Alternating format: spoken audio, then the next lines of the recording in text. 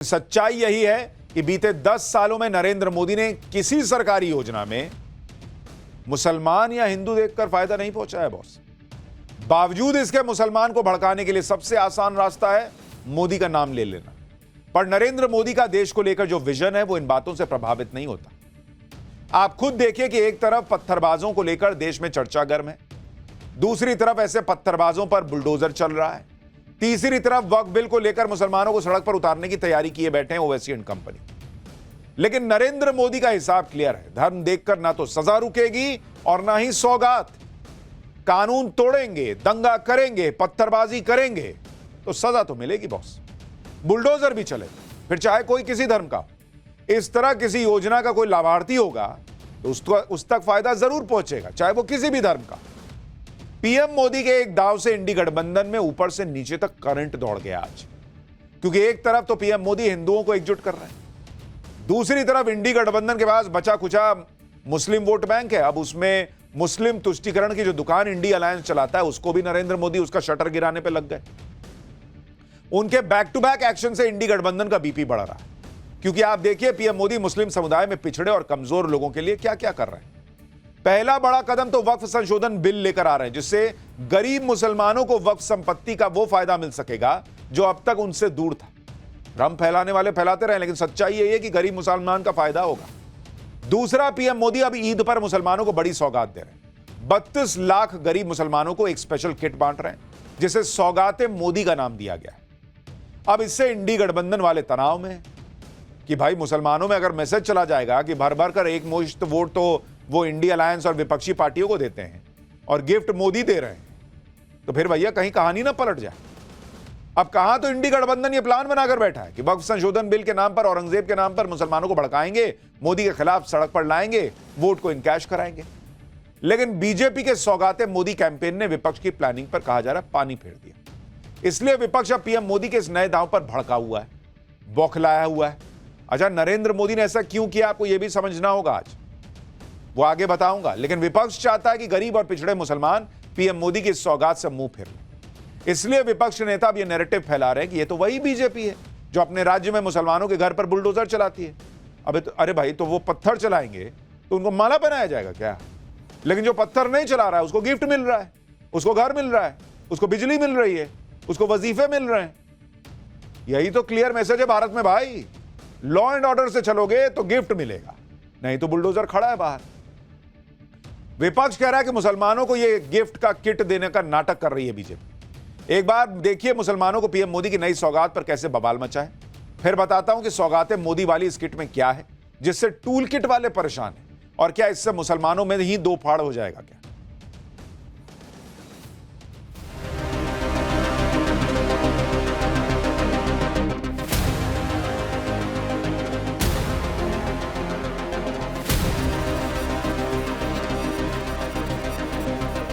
Bharatiya Janata party वो दल है, उससे अगर एक वोट मिल रहा हो कुछ करने से तो वो तुरंत परफॉर्म कर देंगे। कुछ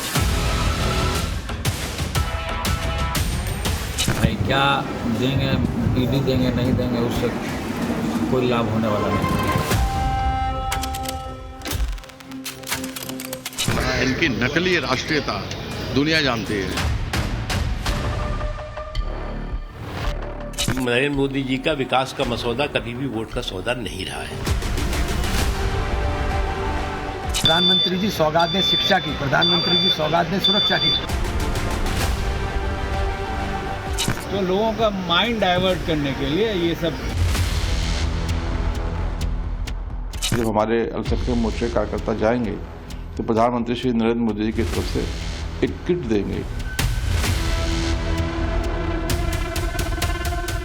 मोदी जी तो एनडीए तो हमेशा मुस्लिमों के लिए सबका साथ सबका विकास हमारा नारा रहा है।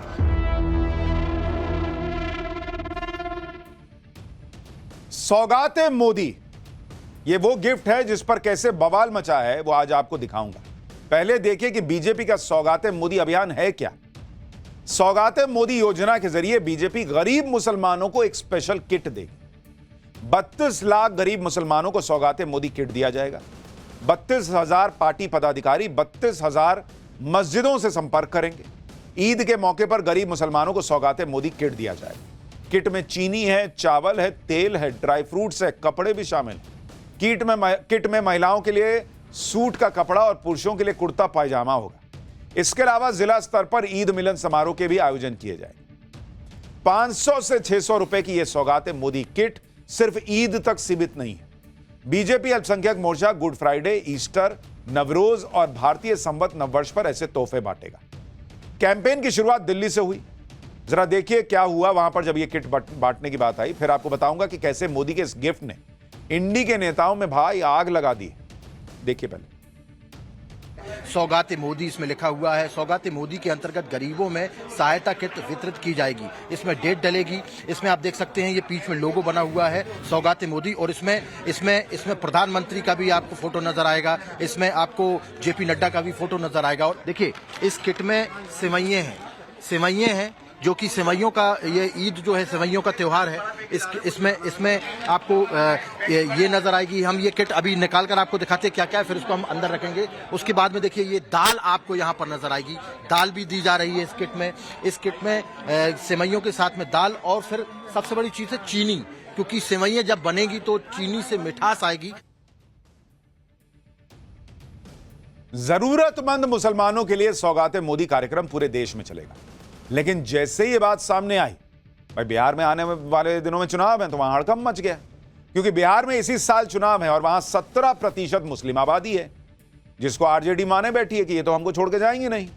इसलिए सबसे ज्यादा हल्ला आरजेडी काट रही। लालू यादव के बेटे तेज प्रताप यादव क्या कह रहे हैं, एक बार सुनिए, फिर बताऊंगा कि अखिलेश यादव से लेकर ममता बनर्जी की पार्टी तक सौगाते मोदी से बहुत टेंशन में क्यों आ गई। ये लोग आरएसएस का वंशज है, नाथूराम गोडसे का वंशज। ये लोग पूरा विरोधी है। ये सब दंगा फसाद कराने वाले लोग हैं। ये लोग कभी भी किसी का नहीं है। भाई क्या देंगे, ईडी देंगे नहीं देंगे, उससे कोई लाभ होने वाला नहीं है। नरेंद्र मोदी ने किट, गिफ्ट वाला किट क्या भिजवाने की बात की, आग लग गई बॉस। आपने इतने दिन बिहार में मुसलमानों का वोट लिया, इन्होंने अखिलेश यादव ने यूपी में मुसलमानों का वोट लिया। कितने मुसलमान यूपी के करोड़पति बन गए भाई। आप लोग तो सरकार में रहे, सत्ता में रहे। कितने मुसलमान जो हैं वो महलों में रह रहे हैं, बंगलों में रह रहे हैं, जरा बताइए। लेकिन मुसलमान पूछता नहीं, उसको बस मोदी है, बीजेपी है, डराओ वोट ले लो का हिसाब चल रहा है। अब किसी ने गिफ्ट भी दिया तो उसमें भी बवाल है कि भाई गिफ्ट दे रहे हैं, ये गड़बड़ है मामला। इंडी गठबंधन की पार्टियां मुस्लिम वोटों की राजनीति करती आई। अखिलेश यादव यूपी में, बंगाल में ममता बनर्जी की पार्टी, दोनों ही मुस्लिम वोट का प्रेम किसी से छिपा तो है नहीं। इसलिए अखिलेश यादव को यह बात बहुत परेशान कर रही है कि बीजेपी जरूरतमंद मुसलमानों तक अपनी पहुंच बढ़ा रही है। अखिलेश यादव और ममता बनर्जी की पार्टी के सांसद क्या कह रहे हैं, सुनिए, फिर बताता हूं बिहार में सौगाते मोदी ने कैसे इंडी गठबंधन की बड़ी प्लानिंग का गणित बिगाड़ दिया है। बीजेपी और बीजेपी के खासकर खास लोग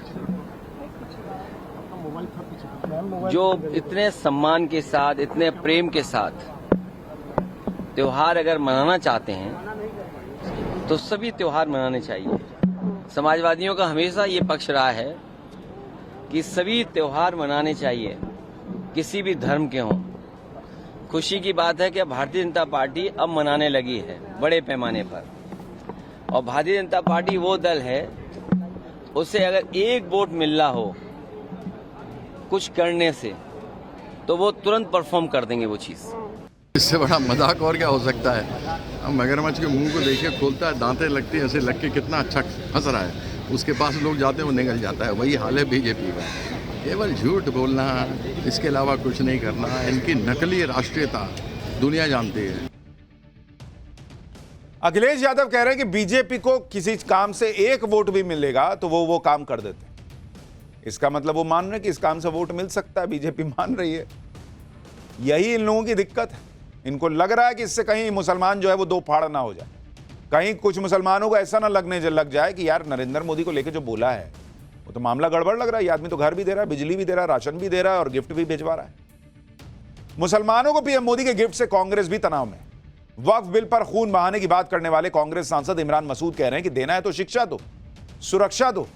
सुनिए इमरान मसूद क्या कह रहे हैं, फिर बताता हूं कि जब पीएम मोदी के नाम वाली किट खुलेगी तो कैसे सालों की इनकी मेहनत बर्बाद हो जाएगी। ये सौगात देनी है, प्रधानमंत्री जी हैं।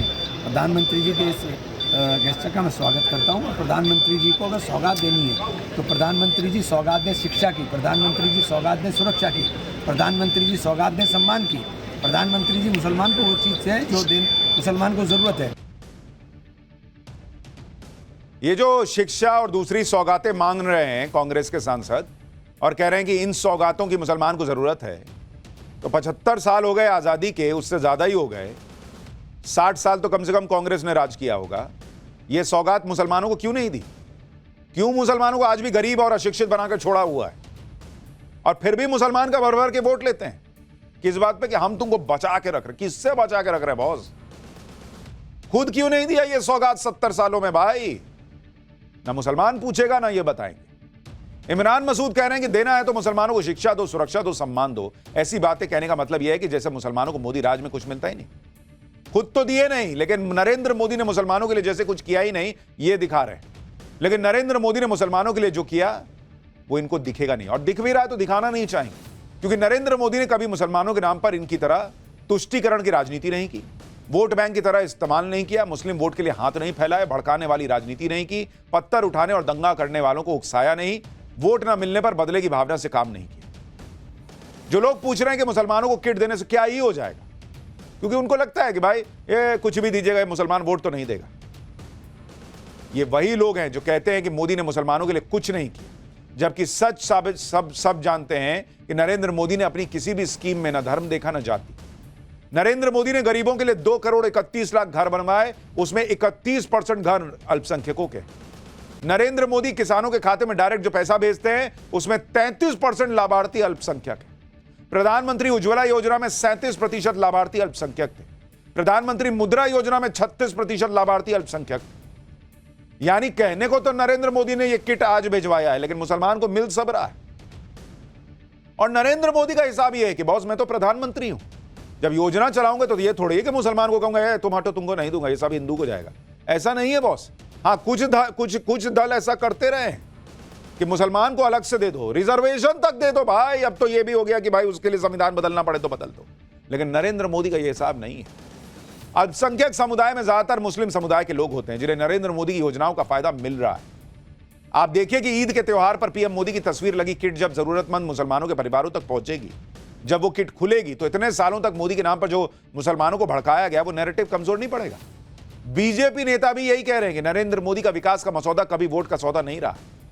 एक बार सुनिए इसको, फिर दिखाता हूं बिहार में इफ्तार पर कैसे घमासान मच गया। इन पिछले अगर आप 10 सालों में देखें, 11 सालों में देखें, तो आखिरी पायदान पे खड़े हुए व्यक्ति की आंखों में खुशी और उनकी जिंदगी में खुशहाली के लिए उन्होंने काम किया है। उन वर्गों ने, उन लोगों ने जिन्होंने कि वोट में कंजूसी की, लेकिन उन्होंने विकास में उनकी कमी नहीं की। और ये बात सही है कि नरेंद्र मोदी जी का विकास का मसौदा कभी भी वोट का सौदा नहीं रहा है। आप ये भी देखिए कि बिहार में सौगातें मोदी पर बवाल ऐसे वक्त में मचा है जब कल ही all India Muslim personal law board ने पटना में वक्फ संशोधन बिल के खिलाफ बड़े प्रदर्शन का ऐलान किया। जब बिहार में मुस्लिम संगठन वक्फ बिल को लेकर एनडीए नेताओं की इफ्तार पार्टी का बॉयकॉट कर रहा है, उसी बीच बीजेपी ने 32 लाख मुसलमानों के लिए सौगातें मोदी कैंपेन लॉन्च कर दिया। वक्फ बिल पर विरोध की धार को कम करने का प्रयास कर दिया, लेकिन शायद इसी से बौखलाकर अब all India Muslim personal law board के प्रवक्ता जेडीयू को चेतावनी दे रहे हैं। कह रहे हैं कि अगर बिल का समर्थन किया तो मुसलमानों का समर्थन भूल जाओ, साथ में ओबीसी दलित कोई समर्थन नहीं देगा। एक बार सुनिए, फिर बताऊंगा कि लालू यादव की इफ्तार पार्टी में क्या कांड हो गया। और अगर इसके बावजूद भी वो बिल का समर्थन करती है तो हम ये मानेंगे कि उसने बीजेपी के कम्युनल एजेंडे के साथ जाने का फैसला कर लिया है, तो फिर वो हमारा समर्थन लूज कर जाएगी। यानी मुसलमानों का समर्थन फिर नहीं मिलेगा? सिर्फ मुसलमानों का नहीं, सिविल सोसाइटी के लोगों का भी नहीं मिलेगा, दूसरे समुदाय के लोग जो हैं, क्रिश्चियन हैं, सिख हैं, उनका भी नहीं मिलेगा, और आदिवासी, ओबीसी और दलितों का भी नहीं मिलेगा। ये हर बार यही डर दिखाते हैं कि भाई हमको हमारा काम नहीं किया, हमारे हिसाब से नहीं चले तो वोट नहीं देंगे, क्योंकि इनको पता है बल्क में वोट देने की बात है। लेकिन भाई जेडीयू तो ऑलरेडी पिछली बार तीसरे नंबर की पार्टी थी, 50 के आसपास सीटें आए हों, तो आपने वोट देके ही कौन सा कमाल कर दिया। मुस्लिम पर्सनल लॉ बोर्ड के लोगों को लगता है कि मुसलमानों के वोट का ठेका इन्हीं को मिला हुआ है। मुस्लिम पर्सनल लॉ बोर्ड के कासिम रसूल वही नेता हैं जो वक्फ बिल के विरोध में देश को शाहीन बाग बनाने की धमकी दे रहे थे। उधर बिहार में एनडीए नेताओं की इफ्तार पार्टी के बॉयकॉट से इंडी गठबंधन खुश हो रहा था, लेकिन लालू यादव की इफ्तार पार्टी में बिहार कांग्रेस के बड़े नेताओं ने दूरी बना ली। इससे बिहार में इंडी गठबंधन के फ्यूचर पर सवाल उठने लगे। क्या बिहार में कांग्रेस और आरजेडी में सब कुछ ठीक नहीं चल रहा? क्या बिहार में कांग्रेस अकेले चुनाव लड़ने के चक्कर में है, या फिर यह कांग्रेस की प्रेशर पॉलिटिक्स है? इस बीच कांग्रेस नेता पवन खेड़ा ने बिहार में यह कह दिया कि कांग्रेस का टारगेट है कि पार्टी को 1990 वाली स्थिति में पहुंचाना।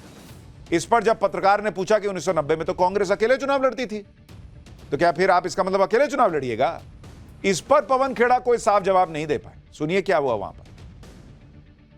पवन खेड़ा साहब, आपने कहा कि 1990 के पहले का जो कांग्रेस था उस स्थिति में हम पार्टी को लाना चाहते हैं बिहार में। 1990 के पहले आपका किसी पार्टी से यहाँ गठबंधन नहीं था, अपने दम पर सरकार सत्ता में, अपनी पार्टी सत्ता में थी।